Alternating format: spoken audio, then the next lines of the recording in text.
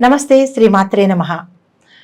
ఇప్పుడు మనం నవంబర్ మాసం 2024, 2025 మార్చి వరకు మేషాది ద్వాదశ రాశుల వరకు ఎలా ఉండబోతోంది, వారి యొక్క శుభాశుభ ఫలితాలు ఏమిటి, ఏం చేయాలి, ఏం చేయకూడదు, సూచనలు, పరిహారాలు అవన్నీ ఇప్పుడు మనం ఒక్కొక్కటిగా చూద్దాము.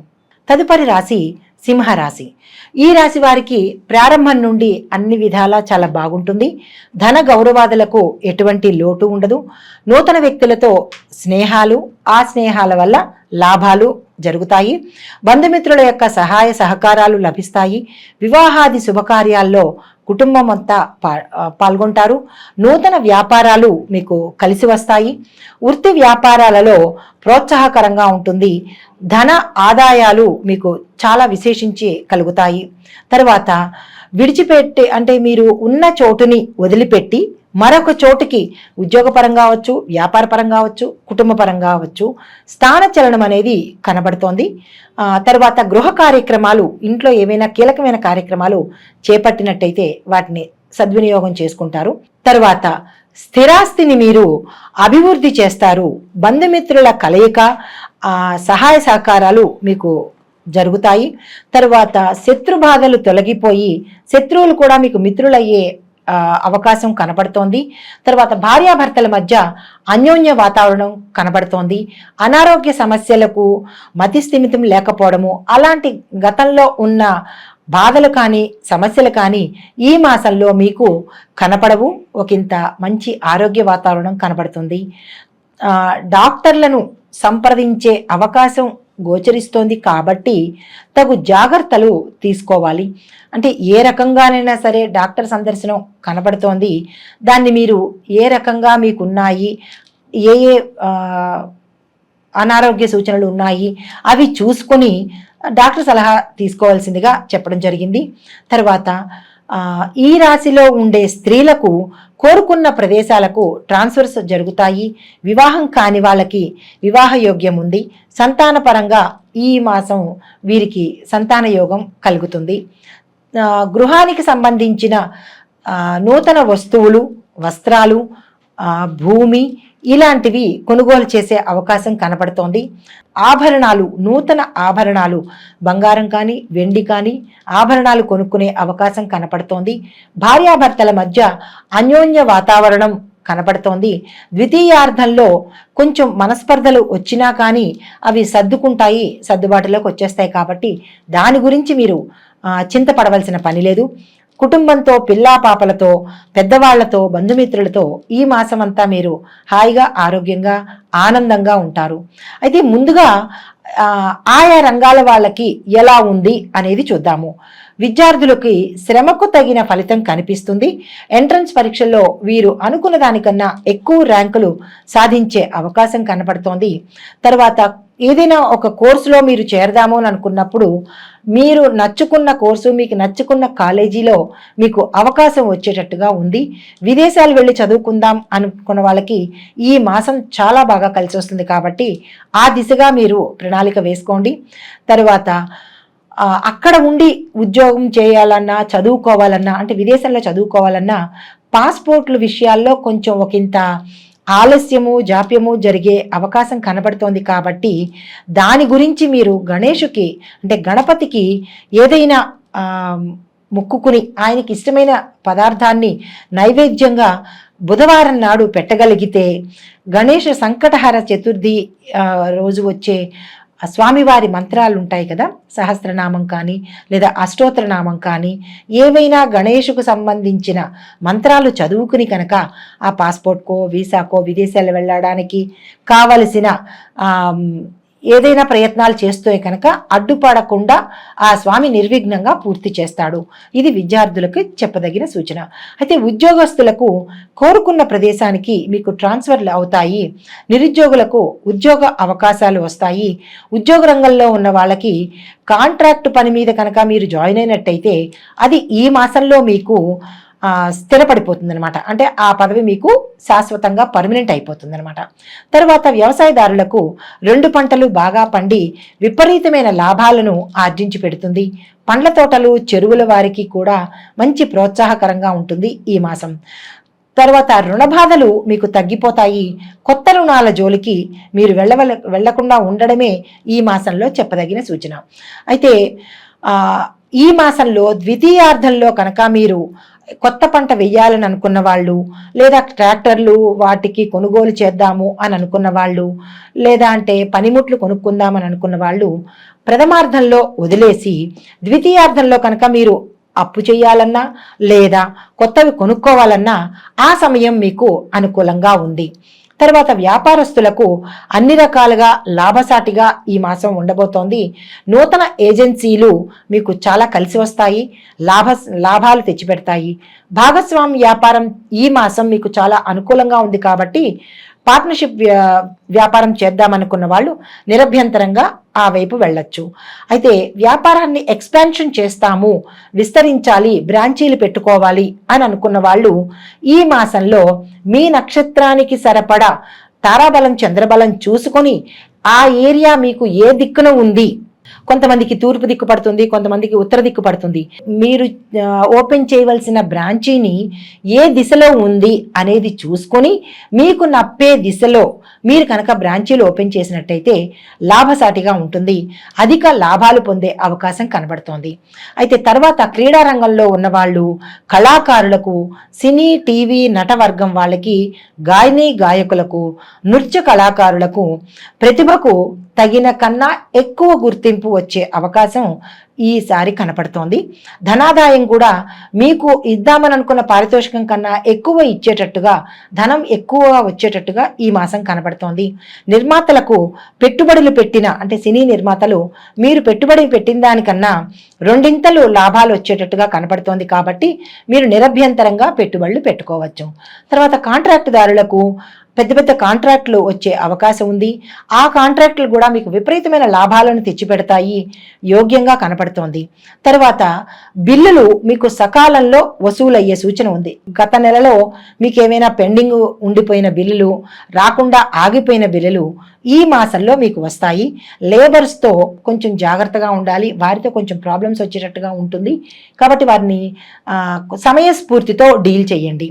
తర్వాత రాజకీయ నాయకులకు ప్రజల సమస్యలను పరిష్కరించడం వల్ల మంచి గుర్తింపు వచ్చి మంచి మంచి పదవులు వచ్చే అవకాశం ఈ మాసంలో మీకు కనబడుతోంది. ఇదివరకే రాజకీయ రంగంలో ఉన్న వారికి అధిష్టాన వర్గం నుంచి పేరు ప్రఖ్యాతలు, సన్మానాలు, గౌరవాలు పొందే అవకాశం ఉంది. కొత్తగా రాజకీయ రంగంలోకి రావాలని అనుకున్న వాళ్ళు ప్రథమార్థంలో కన్నా ద్వితీయార్థంలో ప్రయత్నం చేసినట్టయితే మీ నక్షత్రానికి సరిపడ తాళాబలం చంద్రబలం చూసుకుని మీరు కనుక ప్రయత్నం చేస్తే ప్రజలు మిమ్మల్ని అత్యధిక ఓట్లతో గెలిపించే అవకాశం కనబడుతోంది. ఇప్పుడు నక్షత్రాల వారీగా మనం ఎలా ఉండబోతోంది చూద్దాము. ముందుగా మఖా నక్షత్రం వారికి 2024 నవంబరు, 2025 మార్చి నెల అన్ని విధాల యోగ్యంగాను, లాభదాయకంగాను, అనుకూలంగాను ఉంది కాబట్టి మీరు ఆ దిశగా ఈ మాసాలని ఉపయోగించుకొని కొత్త కొత్త ప్రణాళికలు వేసుకోవడం కానీ, కొత్తగా ఏదైనా ప్రారంభించడం కానీ, లేదా ఏవైనా కీలక నిర్ణయాలు తీసుకోవాలి అంటే కనుక ఈ మాసాలలో, నేను చెప్పిన మాసాలలో కనుక మీరు ప్రయత్నం చేసినట్లయితే మీకు అన్ని విధాల లాభంగా ఉంటుంది. తరువాత మీరు గ్రహశాంతి కోసము మంగళవారం రోజున ఉలవలను దానంగా ఇవ్వాలి. మీ యొక్క అదృష్ట సంఖ్యలు 2, 3, 4, 5. ఈ అదృష్ట సంఖ్యలు మీరు దృష్టిలో పెట్టుకుని, ఇప్పుడు అదృష్ట వారాలు చెబుతున్నాను, అది ఆది, బుధ, గురువారాలు కాబట్టి ఈ అదృష్ట వారాలను, ఈ అదృష్ట సంఖ్యలను దృష్టిలో పెట్టుకుని పైన చెప్పిన మాసాలలో మీరు ఏ పని స్టార్ట్ చేసినా, ఏ కార్యం తలపెట్టినా నిర్విఘ్నంగా సక్సెస్గా అవుతుంది. అయితే ఈ మాసంలో మీరు ఏం చేయాలని అనుకున్నారు ఇవి దృష్టిలో పెట్టుకుని మీరు పనిని ప్రారంభించండి. తదుపరి పుబ్బా నక్షత్రం వారికి నవంబరు, డిసెంబరు అంటే 2024లో నవంబర్ మాసము, డిసెంబర్ మాసం కూడా, మరియు 2025 జనవరి, ఫిబ్రవరి, మార్చి నెలలు కూడా మీకు అంటే ఈ 5 నెలలు మీకు అత్యంత లాభదాయకంగాను, యోగ్యంగాను ఉన్నాయి కాబట్టి మీరు ఏదైనా కొత్తగా ప్రణాళికలు వేసుకోవాలనుకున్న వాళ్ళు ఈ మాసాల్లో మీరు ప్రారంభించవచ్చు. అయితే మీరు గ్రహశాంతి కోసం శుక్రవారం నాడు కేజింపావు బొబ్బర్లను కనుక దానంగా ఇచ్చినట్టయితే ఏవైనా చిన్న చిన్న ఒడిదుడుకులు ఉంటే కనుక అవి కూడా సమసిపోతాయి. అయితే వీరి యొక్క అదృష్ట సంఖ్యలు 3, 5, 6, 7. అదృష్ట వారాలు బుధ, శుక్ర, శని. ఈ అదృష్ట వారాలను, ఈ అదృష్ట సంఖ్యలను దృష్టిలో పెట్టుకుని మీరు ఏదైనా కొత్తగా ప్రారంభించాలి అని అనుకుంటే కనుక మీరు ప్రారంభించవచ్చు. తర్వాత ఉత్తర నక్షత్రం వారికి 1వ పాదం. వీరికి నవంబరు, డిసెంబరు 2024లోను 2025 మార్చి నెల వరకు వీరికి అత్యంత అనుకూల లాభదాయకంగా ఉంది. కాబట్టి మీరు ఏది ప్రారంభించాలనుకున్నా ఈ మాసాలను సద్వినియోగం చేసుకోండి. దుర్వినియోగం మాత్రం చేసుకోకండి, కాలయాపన మాత్రం చేయకండి. అయితే వీరు గ్రహశాంతి కోసము ఆదివారం రోజు కేజింపావు గోధుమలను దానంగా ఇవ్వాల్సి వస్తుంది. అయితే వీరి యొక్క అదృష్ట సంఖ్యలు 3, 4, 5, 9. అదృష్ట వారాలు బుధ, శుక్ర, శని వారాలు. ఈ అదృష్ట సంఖ్యలను, ఈ మాసాలను మీరు దృష్టిలో పెట్టుకుని దుర్వినియోగం చేసుకోకుండా మీరు ఏం చేద్దామనుకున్నారో అవన్నీ నిరభ్యంతరంగా చేసుకోండి. అయితే ఈ రాశి మొత్తంగాను, అంటే మాకు నక్షత్రాలు తెలియవండి, పాదాలు తెలియవండి, మరి మేమేం చేసుకోవాలి అని అనుకున్న వాళ్ళకి కూడా ఈ పరిహారాలు చెప్తాను, అవి చేసుకోండి. ఈ రాశి మొత్తంగా చేయవలసిన వాళ్ళు ఏంటంటే రాహుకి, కేతువుకి, అంటే ఈ 2 గ్రహాలకి పరిహారం కోసము మినుములు, ఉలవలు ఈ రెండిటిని కూడా దానంగా ఇచ్చేయండి. దేవాలయాలను సందర్శిస్తూ శ్రీదేవి ఖడ్గమాల స్తోత్రాన్ని పఠించండి, పారాయణ చేయండి లేదా వినండి. సప్తశతి పారాయణ చేయాలి. అమ్మవారి దేవి సప్తశతి అని ఉంటుంది, దాన్ని మీరు పారాయణ చేయాలి. వినడమో లేదా చదవడమో కాదు, పారాయణగా చెయ్యాలన్నమాట. సూర్యుడికి, సుబ్రహ్మణ్యేశ్వర స్వామి వారికి ఆరాధన చేయండి, అభిషేకాలు చేయండి, సూర్య నమస్కారాలు చేసుకోండి ఆదివారం పూట. అయితే ఈ రాశి వారికి శుభప్రదమైన రంగులు ఎరుపు, ఆకుపచ్చ, పసుపు. ఈ రంగులను ఉపయోగించుకుని, అదృష్ట సంఖ్యలను ఉపయోగించుకుని, అదృష్ట వారాలను ఉపయోగించుకుని, అదృష్ట మాసాలను కూడా మీరు సద్వినియోగం చేసుకుని మీ ఒడిదుడుకులను, మీ ఆటంకాలను మంచిగా మార్చుకుని ఆ గ్రహాల యొక్క అనుగ్రహాలని ఈ మాసంలో మీరు పొందాలి అని ఆశిస్తూ తదుపరి సంవత్సరం కూడా మీకు అత్యంత శుభాలను కలిగించాలని, ప్రతి గ్రహాలకి ఖగోళ శాస్త్రపరంగా ప్రతి గ్రహము చరిస్తూ ఉంటుంది, అంటే కదులుతూ ఉంటుంది. కాబట్టి ఇవి ప్రత్యేకంగా ఒక్కొక్కళ్ళకి చెప్పేది కాదు, అంటే ఇప్పుడు పలానా వాళ్ళకి అని చెప్పేది కాదు. ఆ రాసుల్లో కొన్ని కోట్ల మంది ఉండవచ్చు, ఆ నక్షత్రంలో కొన్ని కోట్ల మంది ఉండవచ్చు. ఇవి గోచార ఫలితాలు, అంటే చెరించే ఫలితాలే కానీ ఇది ఇదమిద్ధంగా, ఇది ప్రత్యేకంగా వీరికి అని చెప్పడానికి మాత్రం కాదు. ఇది మీకు ప్రత్యేకంగా కావాలి అని అనుకుంటే మీ పేరుతో, నాకు ఇలా జరగట్లేదేంటి, అది అందులో ఇలా చెప్పారు, నాకు ఇలా జరగట్లేదు, ఇది తప్పు, అది కాదేమో అని జ్యోతిష శాస్త్రాన్ని మాత్రం అవమానపరచకూడదు కదా. ఇది పేరుని బట్టి చెప్పేది కాదు. ఇది కొన్ని వేల మంది, కొన్ని లక్షల మందికి ఈ రాశిలో ఉన్న వాళ్ళకి, ఈ నక్షత్రంలో ఉన్న వాళ్ళకి ఎలా ఉండబోతోంది అని చెప్పేది మాత్రమే కానీ తప్పనిసరిగా ఇది మీకు అని మీరు మీ స్వయానికి మాత్రం అన్వయించుకోకండి, భయపడకండి. సంతోషపడండి, బాగుంటుంది. కానీ ఏదైనా కనుక ఉన్నది అంటే భయపడకండి. ఎందుకంటే మనకి పంచాంగంలో పంచాంగం కానీ లేదా ఏ జ్యోతిష శాస్త్రంలో ఉండే పంచాంగకర్తలు మనకి సూచన చెప్తారు, మీకు ఇలా ఉండబోతోంది అని చెబుతారు. కానీ దాన్ని మీరు పరిగణలోకి తీసుకుని భయపడిపోయి నాకే అని అన్వయించుకోకండి.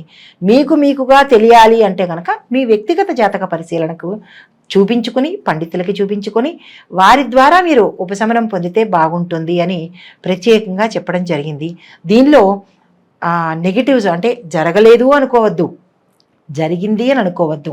మీకు కావలసిన విషయాలను చెప్పడం కోసం ఎవరు ఏ పండితులు చెప్పినా గోచార రీత్యానే చెప్తారు తప్ప పలానా వారి పేరు అని పెట్టి చెప్పడానికి ఇది అవకాశం లేనిది. జ్యోతిష శాస్త్రం అనేది మనకి మార్గాన్ని సూచించే ఒక దిక్సూచి లాంటిది మాత్రమే. దాన్ని ముందుగా తెలుసుకుని తగు జాగ్రత్తలు తీసుకుంటామని చెప్పడానికి ఈ శాస్త్రం మనకి ఉపయోగపడుతుంది. దీనిలోని తప్పొప్పులను ఎంచకుండా, నెగిటివ్స్గా ఆలోచించకుండా, ఎవరిని దూషించకుండా, ఒకరు ఎక్కువ కాదు, ఒకరు తక్కువ కాదు. పండితులు చెప్పేది ఎప్పుడూ సమంజసమయ్యే ఉంటుంది. అన్నీ చూసుకునే చెప్తారు కాబట్టి ఎవరిని దూషించవద్దు. మీ సొంతంగా ఆలోచించి, మీ సొంతంగా మీ నిర్ణయాలు తీసుకోవద్దని ఈ ముఖంగా ప్రేక్షకులకు నేను విన్నవించుకుంటున్నాను.